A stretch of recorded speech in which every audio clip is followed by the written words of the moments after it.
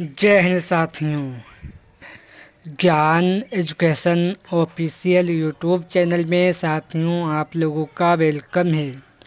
आज समान ज्ञान जीके जिसके इम्पोर्टेंट क्वेश्चन 37 लाए हैं जो आने वाले SSC MTS, SSC CGL, CHL, RRB NTPC, RPF, CRPF, Bihar police, UPSC आने वाले स्टेट के सभी प्रकार के एग्ज़ाम के लिए very most important session 37 question होने वाले हैं।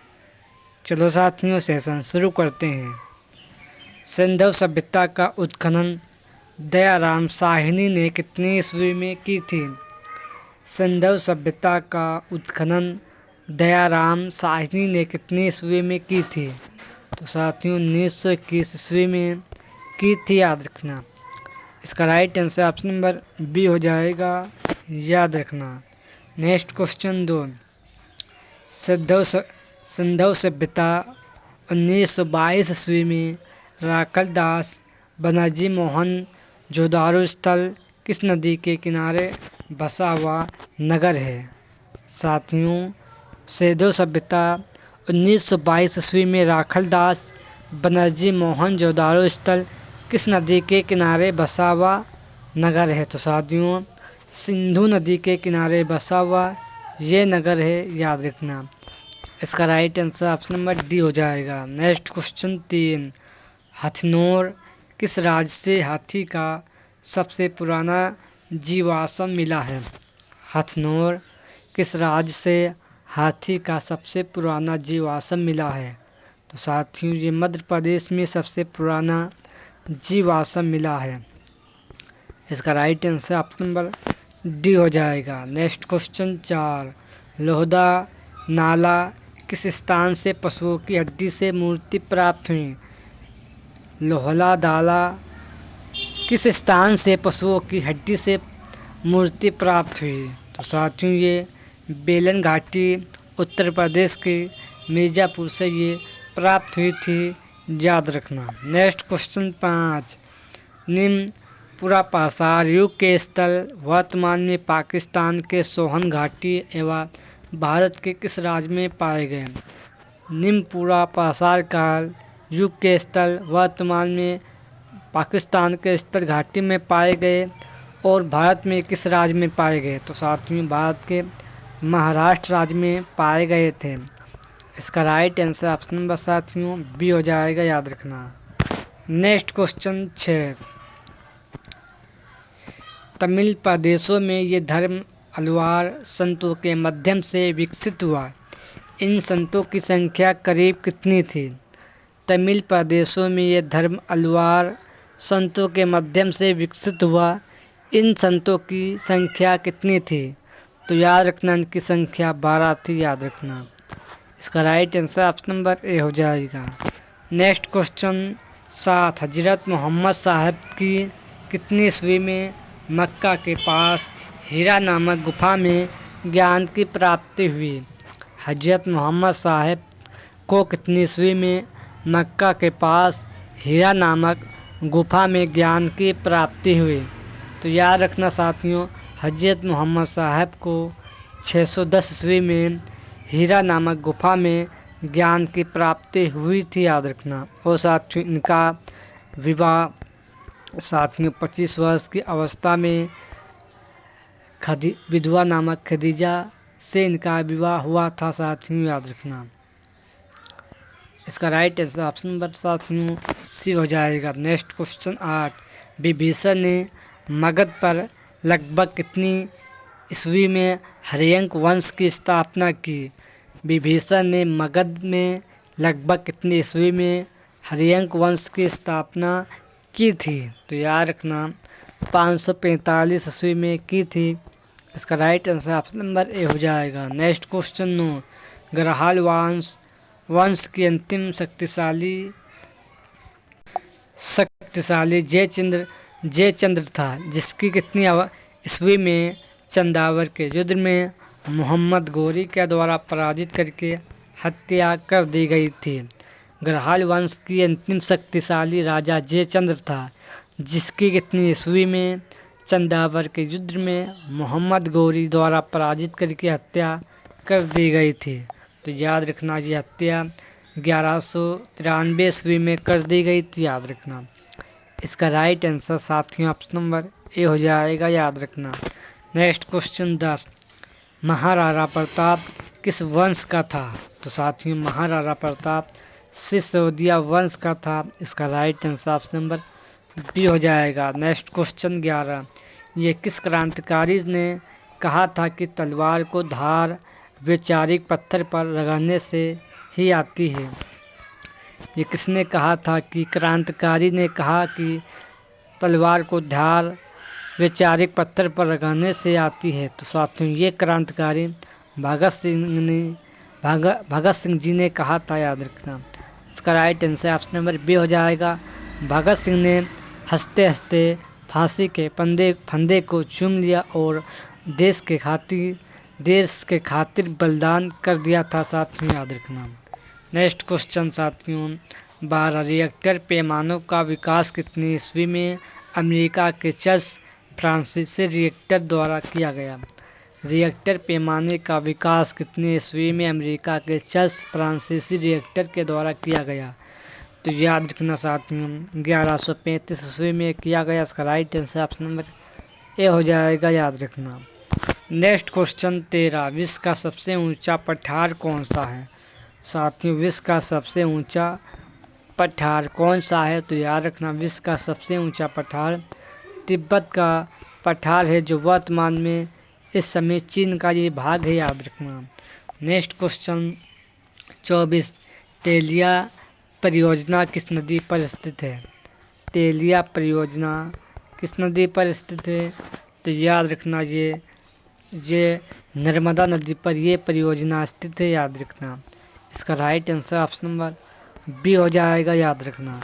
नेक्स्ट क्वेश्चन 15, तिलबुल परियोजना किस नदी पर स्थित है?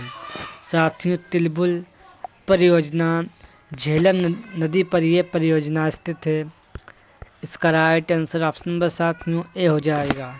नेक्स्ट क्वेश्चन 16, कुंडा नदी से किस राज्य को लगभग लाभ मिलता है? साथियों कुंडा नदी से किस राज्य को लाभ मिलता है? तो साथियों ये आपके तमिलनाडु को लाभ मिलता है, याद रखना। इसका right answer option number A हो जाएगा। नेक्स्ट क्वेश्चन साथियों 17, सीसा और जस्ता का उत्पादन किस राज्य में सर्वाधिक होता है? सीसा और जस्ता का उत्पादन भारत के किस राज्य में सर्वाधिक इसका उत्पादन किया जाता है? तो साथियों राजस्थान में सीसा और जस्ता का उत्पादन सर्वाधिक किया जाता है, याद रखना। नेक्स्ट क्वेश्चन 18, चूना पत्थर का सर्वाधिक उत्पादन किस राज्य में किया जाता है? चूना पत्थर का सर्वाधिक उत्पादन भारत के किस राज्य में सबसे अधिक किया जाता है? तो याद रखना भारत के आंध्र प्रदेश राज्य में सबसे अधिक चूना पत्थर का उत्पादन किया जाता है। इसका right answer option number B हो जाएगा। नेक्स्ट क्वेश्चन 19, मनाली तेल शोधक कारखाना किस राज्य में स्थित है? साथियों मनाली तेल शोधक कारखाना भारत के किस राज्य में स्थित है? तो याद रखना भारत के तमिलनाडु में स्थित है। इसका right answer option number B हो जाएगा। नेक्स्ट क्वेश्चन 20, प्रथम यात्री ट्रेन कहाँ से कहाँ तक चलाई गई थी? तो साथियों मुंबई से धारक के बीच ये ट्रेन चलाई गई थी, प्रथम याद रखना। इसका राइट आंसर याद रखना साथियों। नेक्स्ट क्वेश्चन 21, दक्षिण रेलवे का मुख्यालय कहाँ है? साथियों दक्षिण रेलवे का मुख्यालय कहाँ है? तो याद रखना ये चेन्नई में स्थित है। इसका राइट आंसर ऑप्शन नंबर साथियों डी हो जाएगा। नेक्स्ट क्वेश्चन 22, राजीव गांधी अंतर्राष्ट्रीय हवाई अड्डा भारत के किस नगर में स्थित है? राजीव गांधी अंतर्राष्ट्रीय हवाई अड्डा भारत के राजीव गांधी अंतर्राष्ट्रीय हवाई अड्डा भारत के किस नगर में स्थित है? तो साथियों भारत के हैदराबाद में स्थित है, याद रखना। इसका राइट आंसर ऑप्शन नंबर साथियों डी हो जाएगा, याद रखना। नेक्स्ट क्वेश्चन 23, भारत वायु परिवहन का इतिहास कितनी ईस्वी में प्रारंभ हुआ था?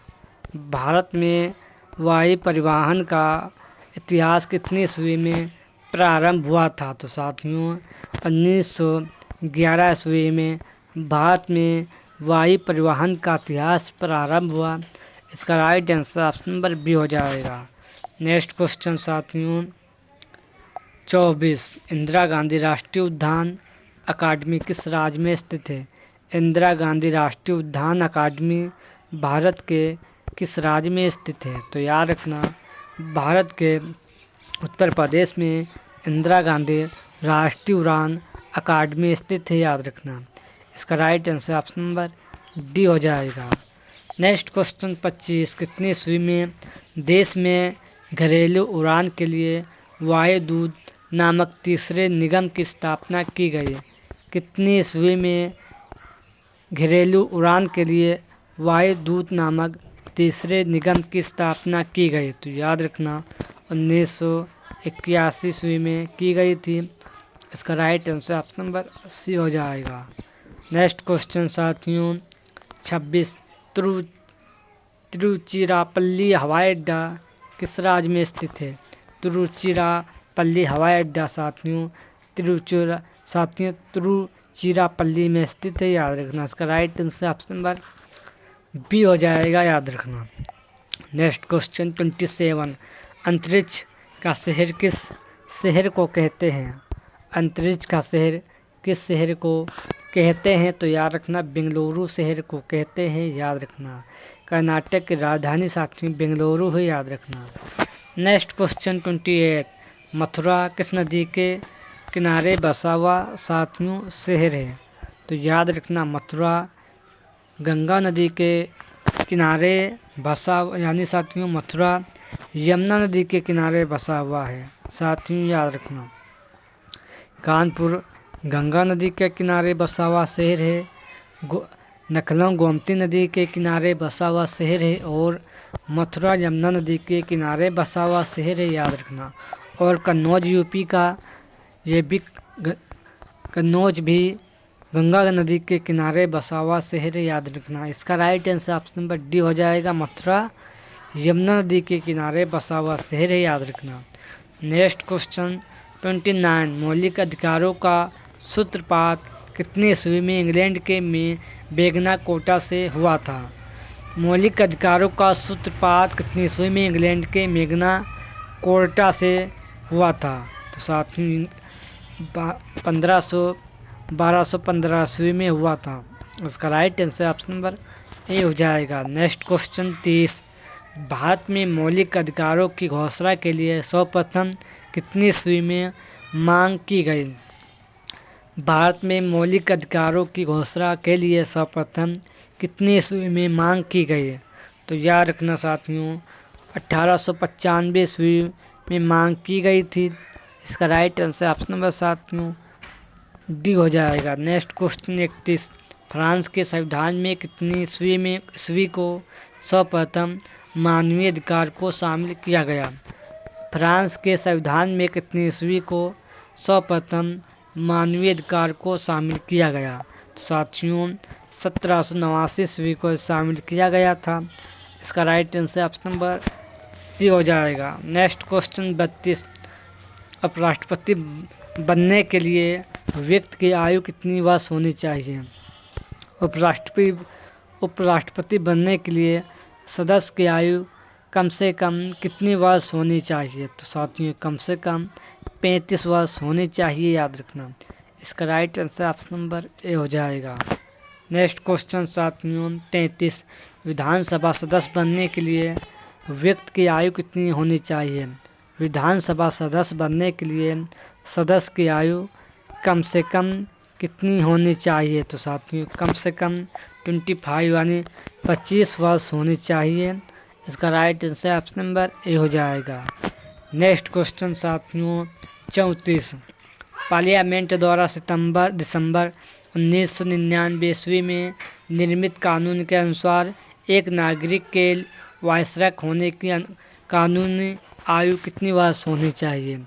पार्लियामेंट द्वारा दिसंबर 1999 ईस्वी में निर्मित कानून के अनुसार एक नागरिक के वयस्क होने की कानूनी आयु कितनी वर्ष होनी चाहिए? तो साथियों कानूनी आयु साथियों 18 वर्ष होनी चाहिए, याद रखना।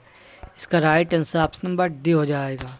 नेक्स्ट क्वेश्चन 35, राष्ट्रपति शासन अधिकतम लगाया जा सकता है कितने वर्षों तक के लिए?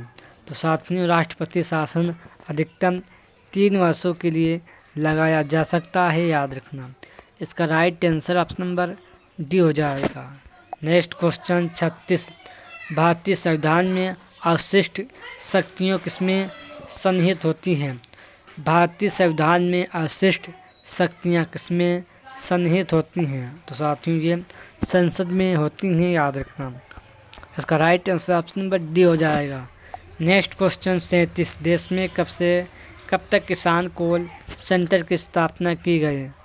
देश में कब से कब तक किसान कॉल सेंटर की स्थापना की गई? तो याद रखना 21 जून 2004 से इसकी शुरुआत की गई। इसका राइट आंसर ऑप्शन नंबर 1 हो जाएगा। साथियों आज के सेशन में वेरी मोस्ट इम्पोर्टेंट 37 क्वेश्चन थे। सेशन पसंद आए तो लाइक करें और चैनल को सब्सक्राइब करें। चलो साथियों सेशन एंड करते हैं। जय हिंद, जय भारत।